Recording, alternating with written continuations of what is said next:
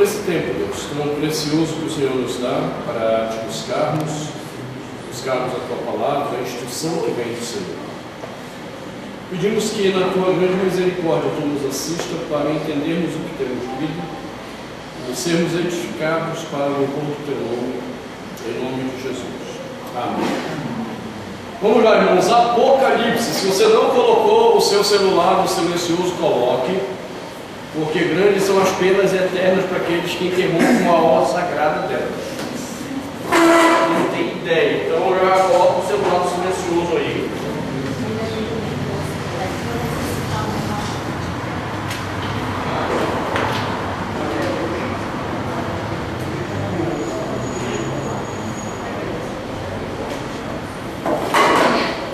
Apocalipse 6.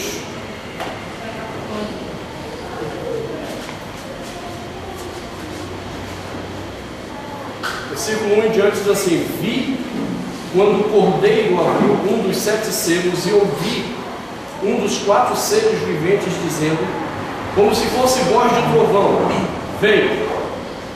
Vi então e eis um cavalo branco e o seu cavaleiro com um arco, e foi-lhe dado uma coroa, e ele saiu vencendo e para vencer. Quando abriu o segundo selo, ouviu o segundo ser vivente dizendo, Vem! E saiu outro cavalo, vermelho, e ao seu cavaleiro foi-lhe dado tirar a paz na terra, para que os homens se matassem uns aos outros. Também lhe foi dada uma grande espada. Quando abriu o terceiro selo, ouviu o terceiro ser vivente dizendo, Vem! Então vi, e eis um cavalo preto e o seu cavaleiro com a balança na mão. E ouvi uma como que voz no meio dos 4 seres viventes dizendo, uma medida de trigo por 1 denário, 3 medidas de cevada por 1 denário, e não danifiques o azeite e o vinho. Quando o cordeiro abriu o 4º selo, ouvi a voz do 4º ser vivente dizendo, Vem! E olhei, e eis um cavalo amarelo e o seu cavaleiro, sendo este chamado Morte, e o inferno o estava seguindo, e foi-lhes dada autoridade sobre a 4ª parte da terra, para matar a espada pela fome, com a mortandade e por meio das feras da terra. Nós começamos a ver a abertura dos selos.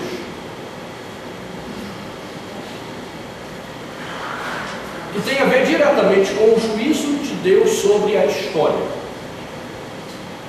Como Deus julga e executa o juízo dele contra a história. Os 4 primeiros selos tratam dos cavaleiros, e nós vimos que esses 4 primeiros selos nos mostram como Deus havia tratado determinadas situações no passado. E que agora, dentro do livro do Apocalipse, ele dizia, serão os mesmos métodos que eu vou usar para executar a minha ira contra a história. O primeiro cavaleiro que nós vimos, o que chama a atenção nele é a questão do arco. Se nós não dermos atenção para esse detalhe, a gente vai cair em várias interpretações. Você vai dizer, todas são possíveis. Todas elas são possíveis. Inclusive os que vêm com o cavalo branco aí, seria o próprio Senhor Jesus. Não o cavalo, vamos deixar bem claro. O cavaleiro que vem do cavalo branco, né? Porque você sabe, mas porque houve já algumas interpretações alegóricas que cometeram essa heresia. Aquela história lá do bom samaritano, né? Ele vinha descendo, aí caiu na mão dos salteadores, aí os pais da igreja, provavelmente Orígenes, há quem diga que foi Agostinho, disse que os salteadores na história eram Satanás e os demônios. Foi daí que surgiu aquela interpretação de que eu vim, o ladrão vem somente para roubar, matar e destruir, e disseram que isso é o diabo. O que nunca foi. Mas é dessa exegese doida que um dos pais da igreja fez. Aí diz que ele estava lá no chão, arrebentado, passou o levita, passou o sacerdote, e eles disseram, esses daí representam a igreja do Antigo Testamento. Aí veio o samaritano representa os cristãos convertidos.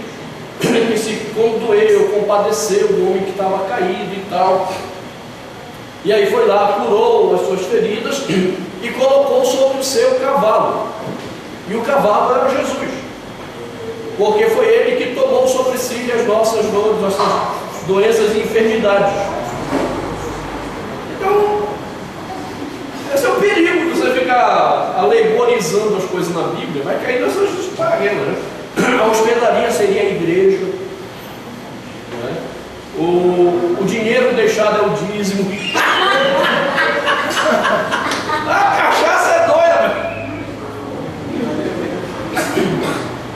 Sim. Você pode repetir, depois que você houver tudo, a gente vê depois, a respeito de matar, roubar e destruir, você acabou de falar, então o que?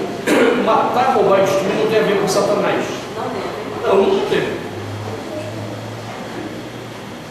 Não tem. João capítulo 9, Jesus está discutindo com os fariseus sobre a prática deles em relação às pessoas.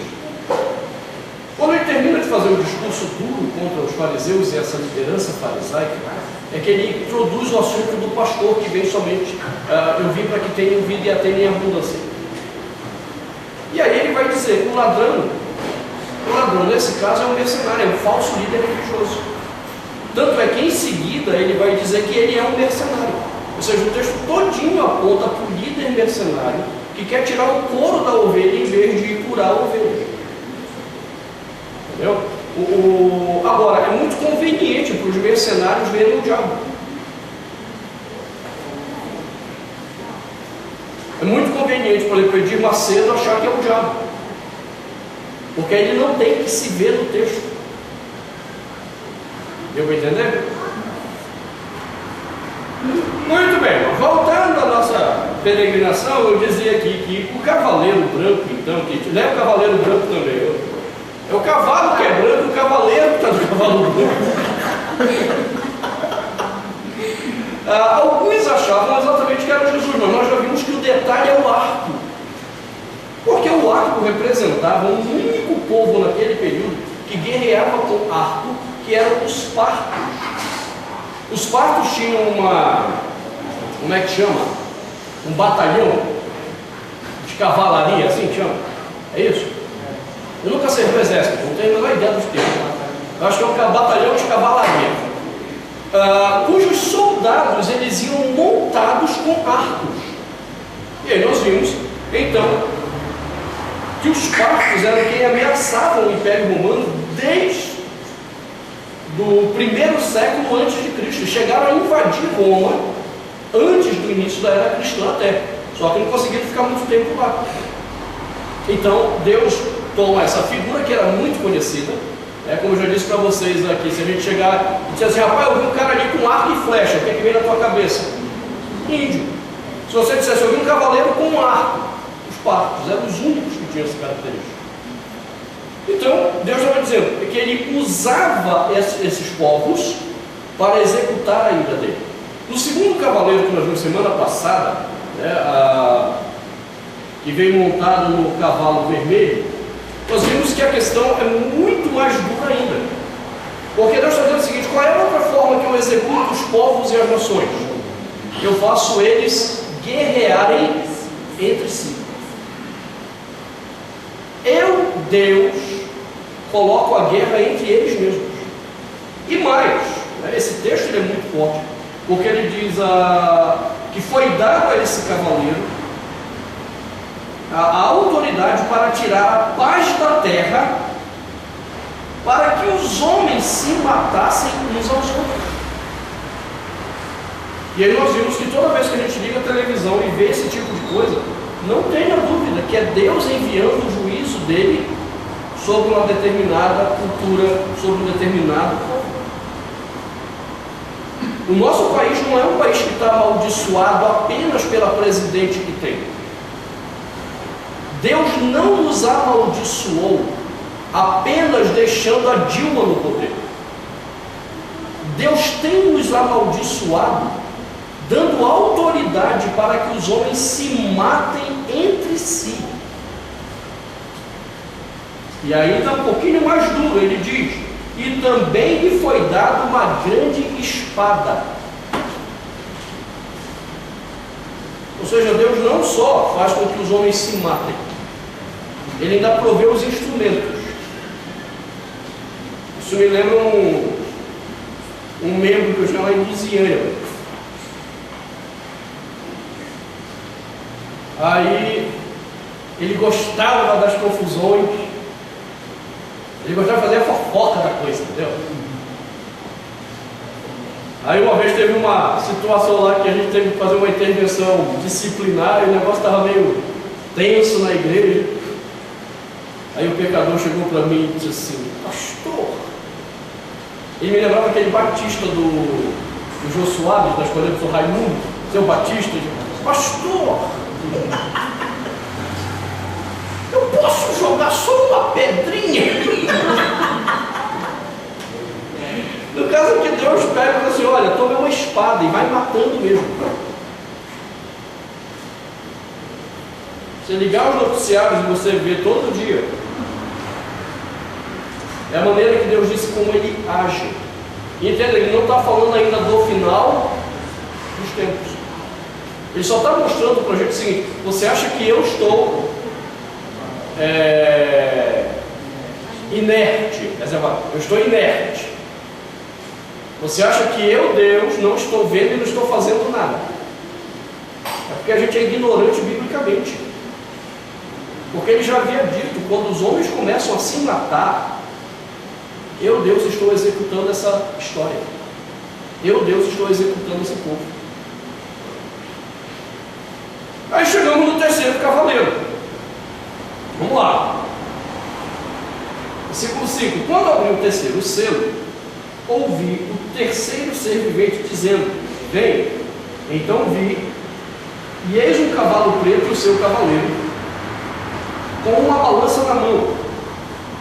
E ouvi uma como que voz no meio dos 4 seres viventes dizendo: uma medida de trigo por 1 denário, 3 medidas de cevada por 1 denário, e não danifiques o azeite. A figura desse cavaleiro invoca uma outra questão, que a gente sempre acha que são questões de medidas políticas, econômicas mal tomadas, que é o problema da escassez.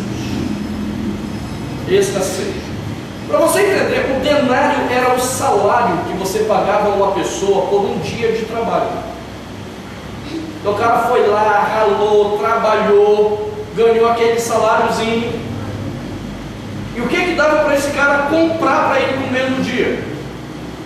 Ele precisava de 1 denário por uma medida de trigo. Uma medida de trigo não sustentava ninguém. Ele precisava de 1 denário para 3 medidas de cevada. Não sustentava ninguém. A ideia aqui é que os homens trabalham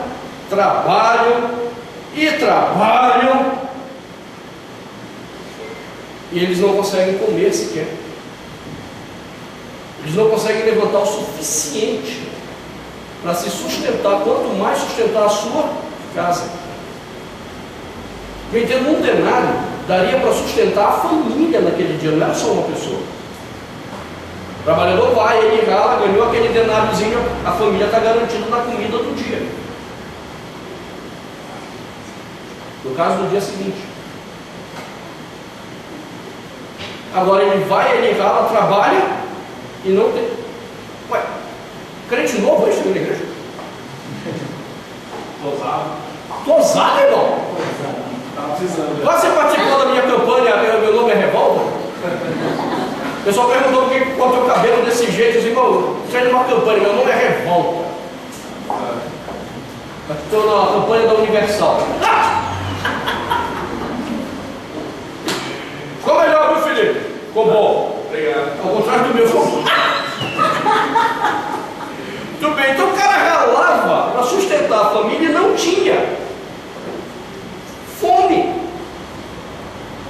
Então observa como é que Deus está mostrando a execução dele da história. Primeiro, eu mando guerra. Segundo, eu tiro a paz entre os homens. Terceiro, qual é a próxima consequência? Escassez.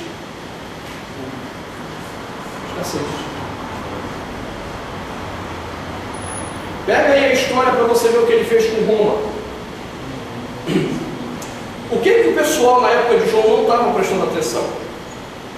Há um problema, como a gente já viu, sobre a datação do Apocalipse de João. Até 1990, havia um quase consenso universal. Tanto liberais e conservadores concordavam que o Apocalipse de João foi escrito por volta do ano 90 a 95. Tirando uma voz meio solitária na década de 70, final da década de 70, chamado James T. Robinson, que escreveu uma obra que não está em português, Redating of the New Testament, redatando o Novo Testamento, em que ele dizia que nenhum livro do Novo Testamento foi escrito depois do ano 70, ou seja, depois da queda de Jerusalém. Tirando a voz solitária dele, quase todo mundo achava que o Apocalipse era do ano 90 a 95. Como a tese começou a ser revista na década de 90, e no seminário que eu estudava, os caras estavam tão impregnados com a mentalidade liberal que isso não chegou nem a ser discutido nos meus estudos.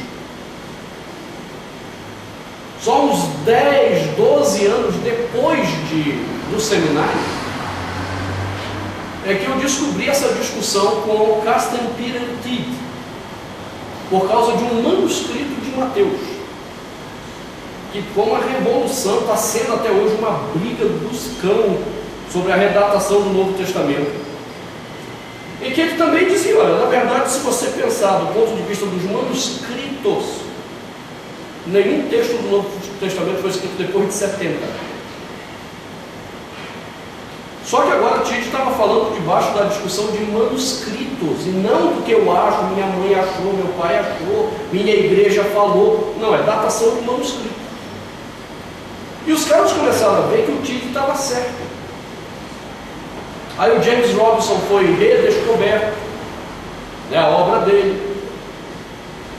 E talvez um dos nomes mais importantes da exegese liberal alemã, chamado Klaus Berger, escreveu um livro que, por uma questão de conveniência, não se traduziu ainda para o português. Era publicado na Alemanha, nos Estados Unidos, mas em português ninguém quer traduzir. E que ele, sendo liberal, ele concorda e diz: nenhum livro foi escrito depois do ano 70. Isso incluiria Apocalipse. Por que essa questão é importante para entender o cavaleiro?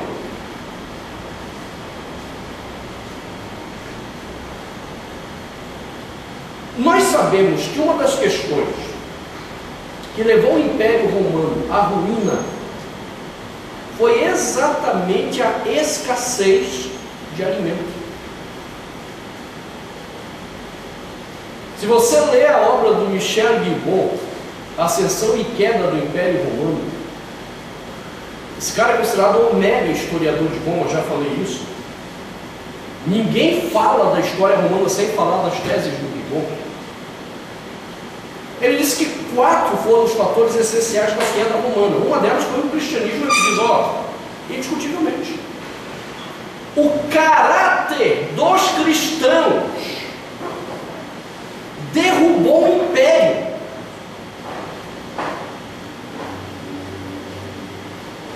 Hoje o caráter dos cristãos sustenta a desgraça desse país.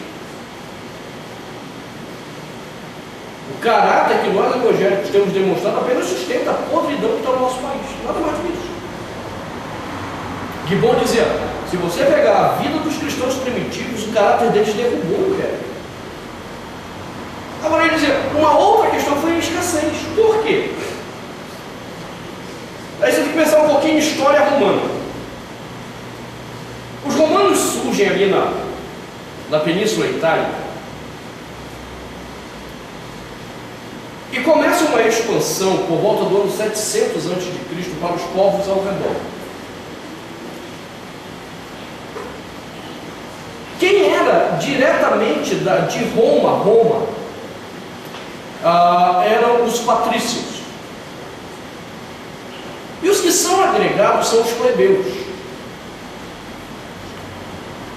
E os patrícios sempre ficavam com a melhor parte, botavam os plebeus para trabalhar duro. Então, nesse processo da organização imperial romana, houve vários conflitos.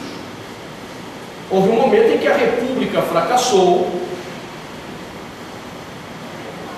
Não pensa que é diferente do Brasil, não. A república fracassou. Nós tivemos 2 triunviratos, ou seja, governos de generais em Roma, ditadura militar. E depois foi instituído o Império. Pronto, aí... Durante um tempo, o Império conseguia organizar essa distribuição de alguma forma mais justa das terras conquistadas.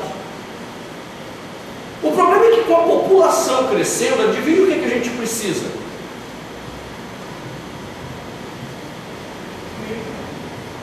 Comida.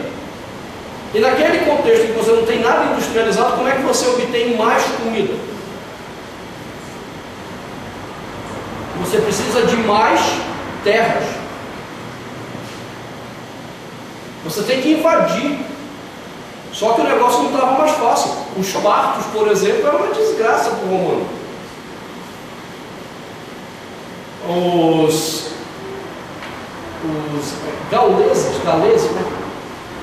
gauleses, né? Lá do Obelix, do Asterix, tudo bem? Os gauleses eram mais... Eles eram um entrave para Roma também. Eles não conseguiam expandir. Porque para onde que Roma ia expandir? Roma tinha que expandir em direção à Europa. Pegando ali a região de Espanha, Portugal, e eles já tinham uma boa base ali, e tinham que subir em direção à Inglaterra, os países anglo-saxões. Naquela época, povos anglo-saxões. E esses povos eles não conseguiam dominar. Ou seja, não tinha para onde crescer. O que estava acontecendo? Falta de comida. O dinheiro para comprar até tem.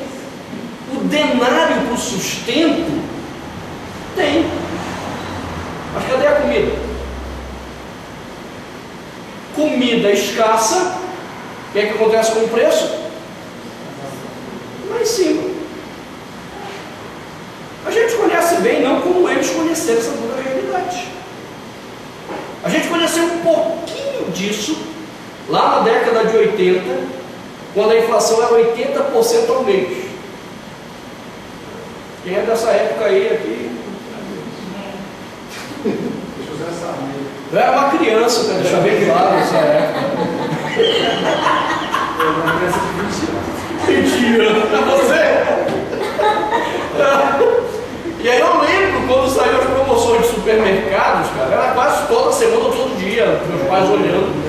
Corre naquele supermercado, compra não sei quantos fardos de feijão com arroz. Né?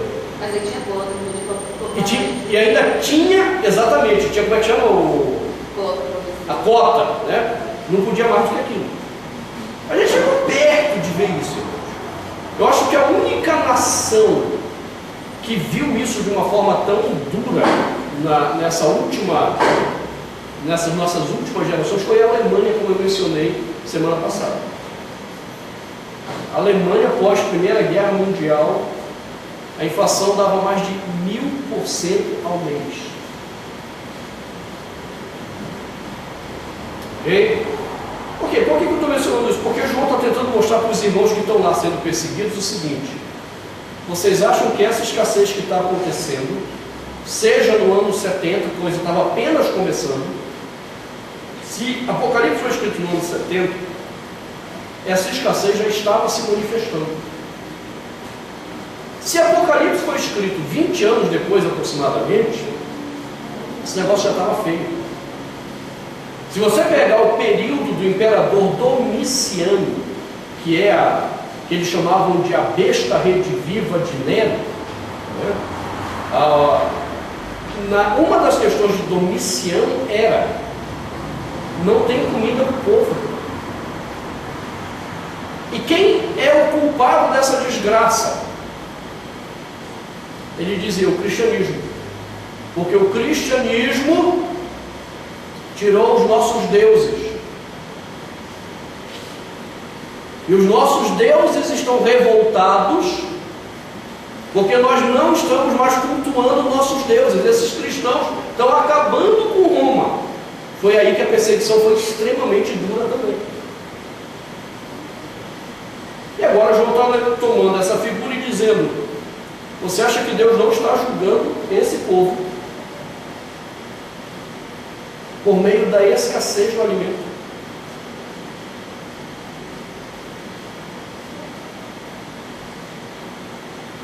Quando a economia de um país começa a afundar,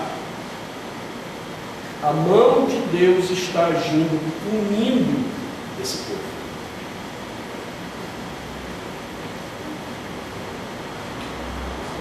Diga aí. Você está preocupado? Essa miséria toda que a gente vê na África também pode-se dizer que seja isso também. A mão de Deus. Por mais duro que seja a gente ter que admitir isso, quando a gente fala isso, aí os crentes mais humanistas dizem assim: esse cara é muito fundamentalista, pai. Como assim Deus punindo a África? É muito fundamentalista isso. Aí, mano, está na Bíblia. Quando Deus envia escassez, é para punir. Isso é só com os outros povos? Israel. Deus age assim com todos que se levantam contra Ele, que se opõem contra a vontade dEle.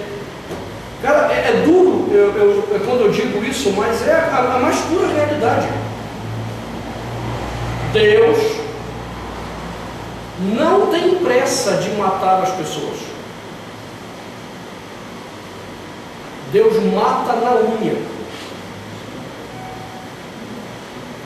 para que todos vejam a ira dele manifesta.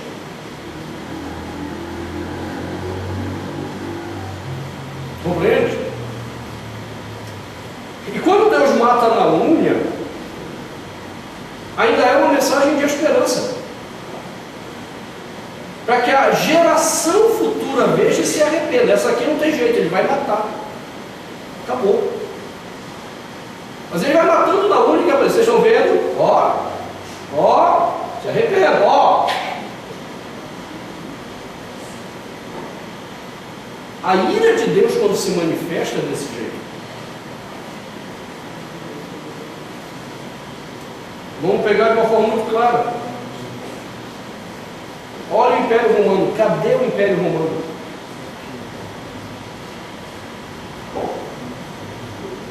Os caras fizeram o que fizeram. Em vez de se arrependerem, acusaram o cristianismo. Um por um na unha, Deus foi matando.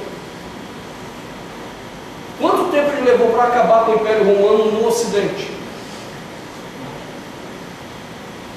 Da era cristã para cá foram 476 anos. Da época de João para esse juízo, aproximadamente 376 anos. Ele foi acabando com o Império Romano devagar. A glória do Império Romano foi apagando. Acabou? Não. Ele deixou os caras ainda montarem uma base no Oriente. 1453, os turcos otomanos invadiram e fizeram um massacre. Primeiro cavaleiro.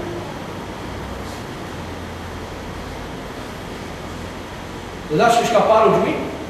Não, não estou com pressa. Eu quero que o mundo todo veja o que eu vou fazer com vocês. Os turcos invadiram e massacraram. Foi uma carnificina.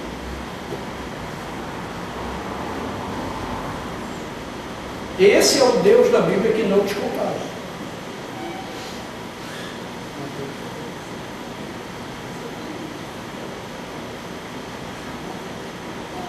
Ele executa a história assim.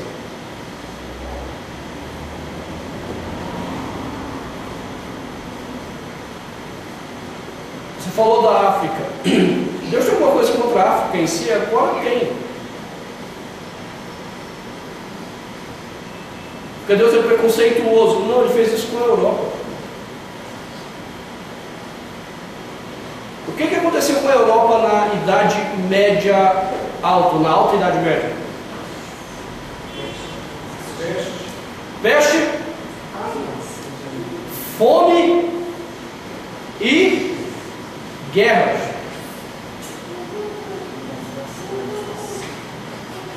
Guerra de dois tipos: povos contra povos e guerras internas. Pegue a Inglaterra, por exemplo, 100 anos aproximadamente da Guerra das Duas Rosas, né? E de rosa não tinha nada, só tinha as espinhas na bola. Vem cá, desgraçado.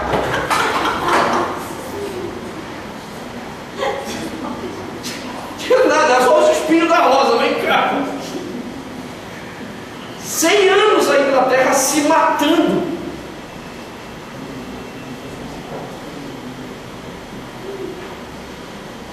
Alemanha, o conflito entre os príncipes. Depois de 100 anos, o que é que sobrou da Europa? 2/3, porque 1/3 foi dizimado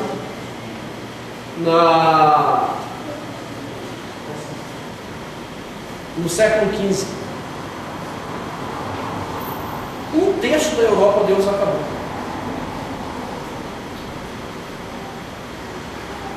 Aí adivinha o que é que aconteceu logo depois?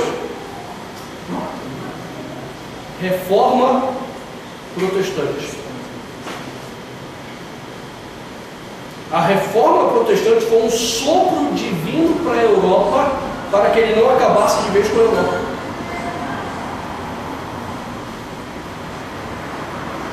Estude, se você tiver preguiça, assista pelo menos o filme lá do Lutero. Mas o bom é quando você estuda, lê, estude o que estava acontecendo com a Alemanha antes da reforma.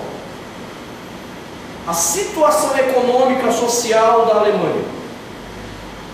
Estude a situação de Genebra, a desgraça que estava Genebra.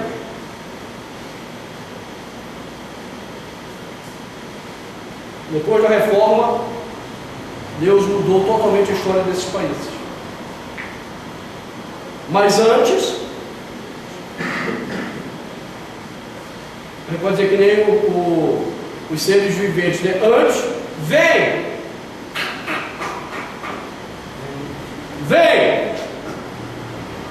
Pela escassez, ele foi matando e punindo a Europa toda.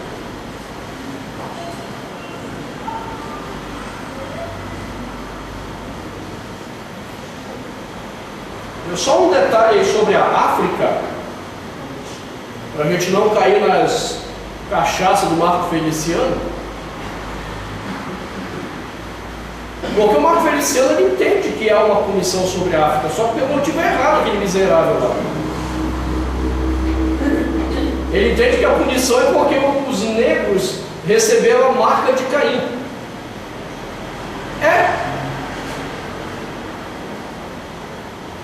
A marca maldita do Caim, segundo o infeliciano, que aprendeu do Dake, daquela Bíblia Dake, lá do capeta, aquela Bíblia, a marca era ser negro. Aí ele diz assim, é por isso que a África estava sofrendo.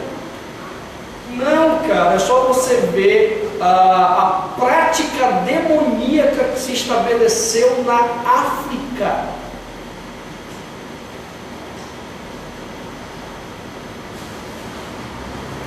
E Deus não faz acepção de pessoas. Olha o que ele fez com o judaísmo.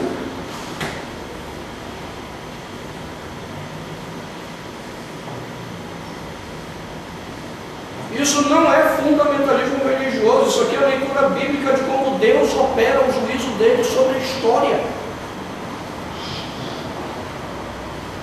Deus manda guerra para julgar os povos, Deus faz com que os homens se matem entre si, Deus envia a escassez para que os homens se matem e também morram.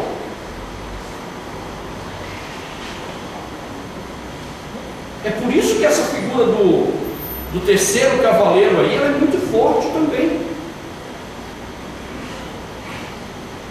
Quando ele diz que esse cavaleiro tinha uma balança na mão, o que é que implicava essa balança? Era a medida de justiça com a qual ele estava julgando os povos. Por que eu estou enviando a escassez a vocês? Porque vocês foram injustos. Injustos. E nesse caso, a figura da balança nos profetas do Antigo Testamento está associada à injustiça social. Um dos caras que gosta dessa figura do Antigo Testamento chama-se Amós. Amós mostra as injustiças e a maneira como Deus viu e tratou cada uma delas.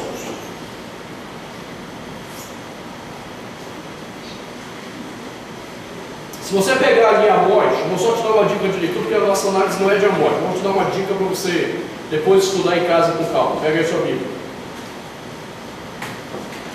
Amós, fica no Antigo Testamento. É porque eu já estava indo para o novo, estou lembrando para mim mesmo.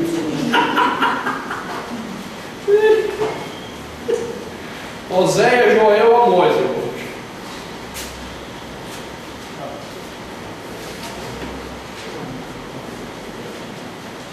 Capítulo 1, a partir do versículo 3, até o capítulo 2 todinho. Tá? Observe que há um padrão aí narrativo que diz assim: assim diz o Senhor, por 3 transgressões do fulano e por 4 não sustarei o castigo. Versículo 4, ele diz qual é o juízo dele. Versículo 5, ele continua mostrando o juízo dele. 6, assim diz o Senhor, por 3 transgressões, você vai ver que só aparece 8 vezes. Deus está dizendo: eu não vou deixar impune nenhum de vocês. E por que eu não vou deixá-los impunes? Por causa das injustiças sociais dos seus relacionamentos. Há 8 acusações de relacionamentos pecaminosos e injustos que Deus apresenta por meio de Amós. Agora observe o último, o mais miserável de todos. Porque Deus fala de Damasco, não é da aliança. Ele fala de Gaza, não é da aliança. Ele fala de Tiro, não é da aliança. Ele fala de Edom, não é da aliança. Ele fala dos filhos de Amon, não é da aliança. Ele fala de Moabe, não é da aliança. No 4, ele mantém o mesmo padrão dos outros. Observe, ele fala de Judá, mas é o mesmo tamanho de acusação. É o que nós chamamos de métrica da sentença. São parecidas. Agora no 6, ele fala de Israel e a métrica é disparatada. A acusação contra Israel é 3 vezes maior que os outros povos. E Israel era o povo da aliança. Agora olha as acusações. Versículo 6: assim diz o Senhor, por 3 transgressões de Israel e por 4 não sustarei o castigo. Olha aí, porque os juízes vendem o justo por dinheiro e condenam o necessitado por causa de um par de sandálias. Quanto que vale o pobre? Nada. O juiz vende a condenação do coitado do pobre por um par de sandálias. Não, par de sandálias aí que condena esse miserável. Aí você continua lendo e vendo o que Deus fez com Israel. Só para a gente entender essa questão.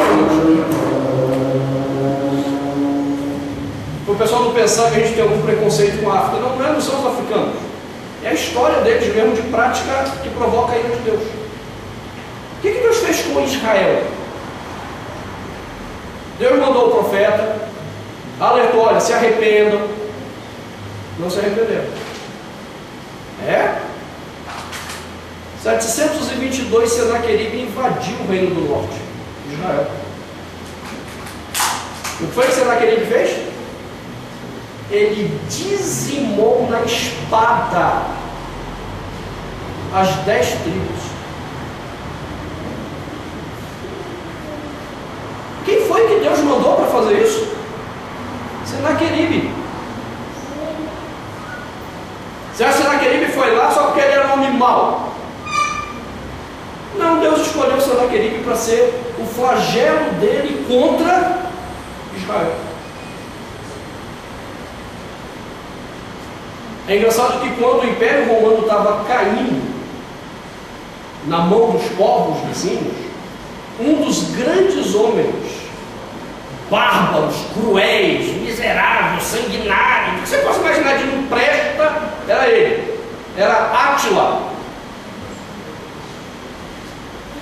E como é que Átila foi reconhecido pela história? O flagelo de Deus. Perfeito. Deus tomou um homem sanguinário para ser o flagelo dele contra os romanos.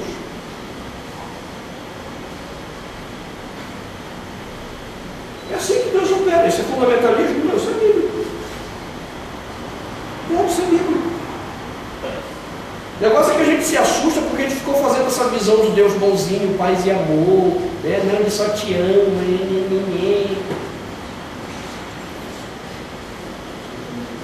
Não, cara, lembre-se, a ira de Deus está voltada totalmente contra os homens. E a menos que os homens se arrependam, e a menos que os homens se convertam, eles não devem esperar a misericórdia do Senhor. E se eles então insistem em práticas pecaminosas graves, aguarde um pouquinho mais. Hoje a gente está tendo aí a marcha gay aí de novo, a parada gay. Só aproveitar aqui e já dizer a vocês, aproveitem para orar pelo seu pastor. Porque eu fui informado sexta-feira que eu fui processado criminalmente pelo deputado Jean Luiz. Fui processado lá agora no Tribunal de Justiça aqui do Distrito Federal. Agora qual foi o crime? Por andeirismo.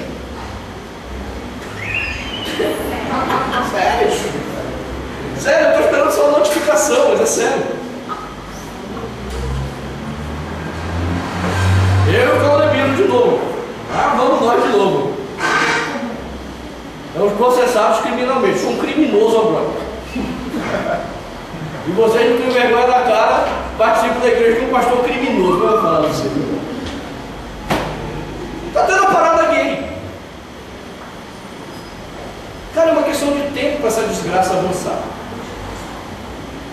Só que os homens não querem aprender com os exemplos da história. Olhe todas as civilizações que abraçaram o homossexualismo e o que aconteceu com elas.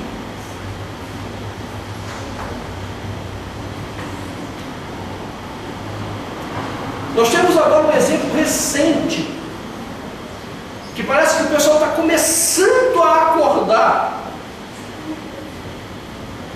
Qual era o país europeu que era modelo de liberalismo?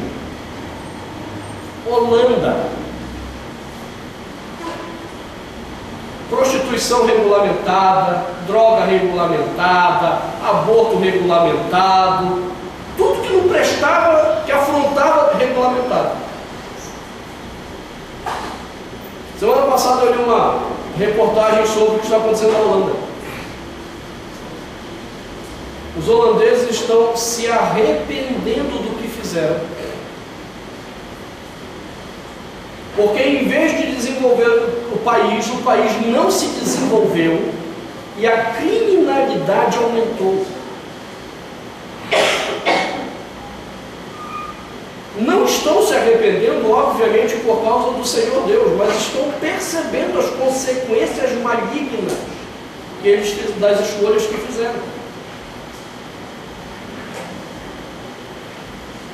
ainda há tempo para a Holanda de se arrepender. Porque se não se arrepender, isso aqui é o futuro da Holanda. É o futuro da Holanda.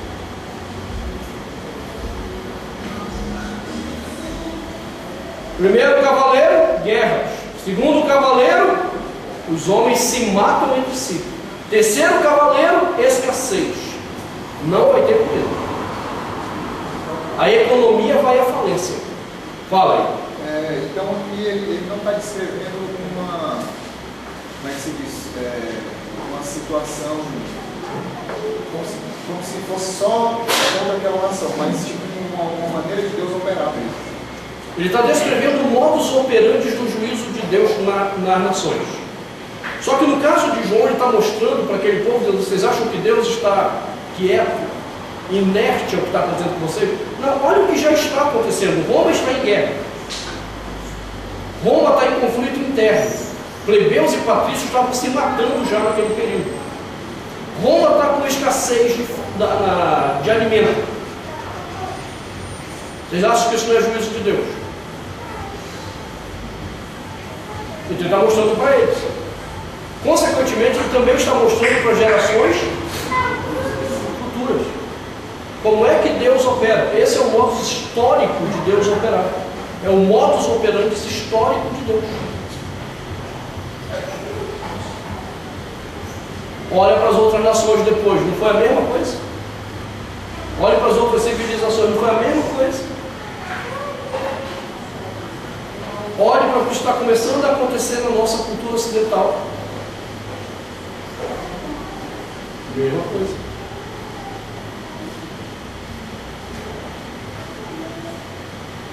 Quem está por trás disso? Não é o diabo. É Deus. Deus empurrando os homens apenas para fazer o que Ele quer que seja feito. Acho que até por isso que Jesus disse, né, que vocês vão ouvir falar de guerra, de terremotos, de coisas, que a gente às vezes olha como se fosse assim, não, isso sempre existiu, uma coisa natural, tal, mas não é tudo aquilo que Deus mesmo opera para enviar juízo.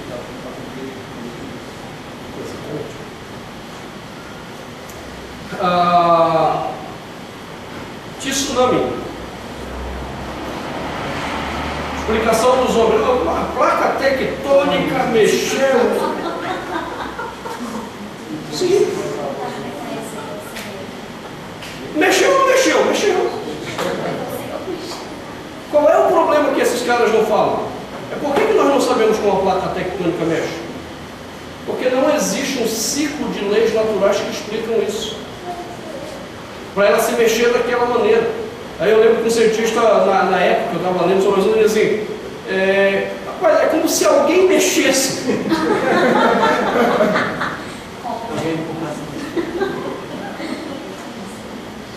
É alguém.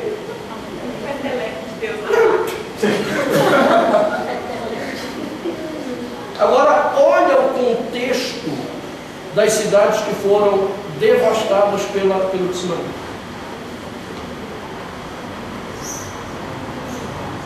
Você acha que não tem juízo de Deus? Diga, Rodrigo.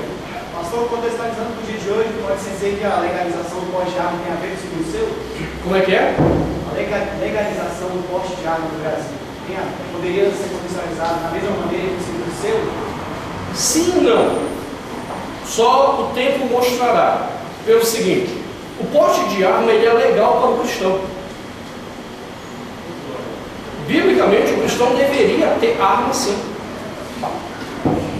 É por isso que os Estados Unidos não têm crise com isso. E os Estados Unidos é de formação puritana. Nenhum problema.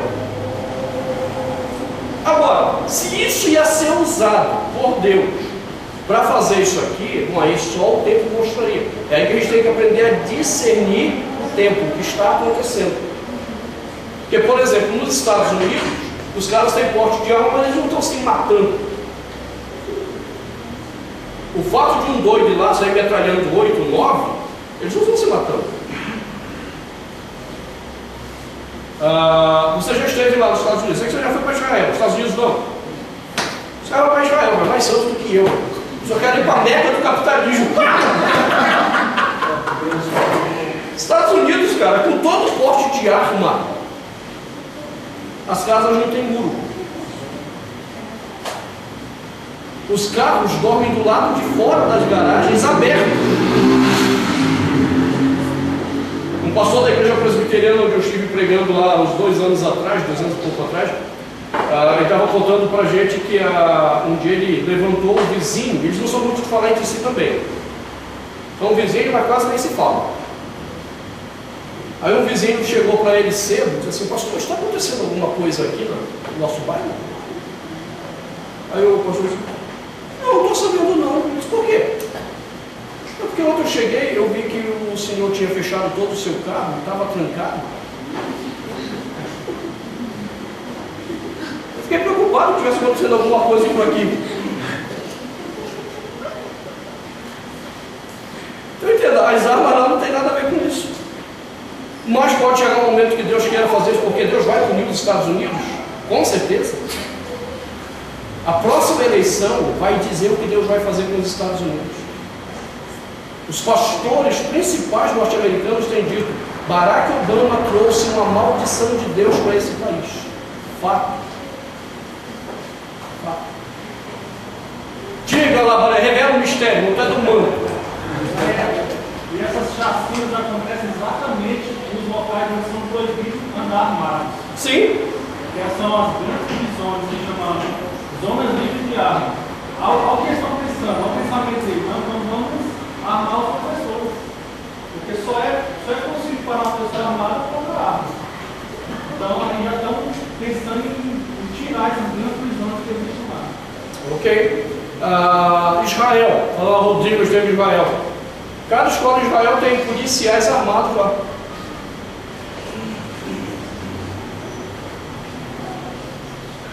Então pode ser ou não.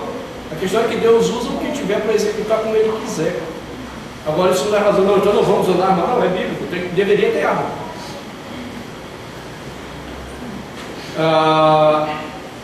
Eu já disse a vocês, eu não tenho arma e nem pretendo ter por uma questão simples.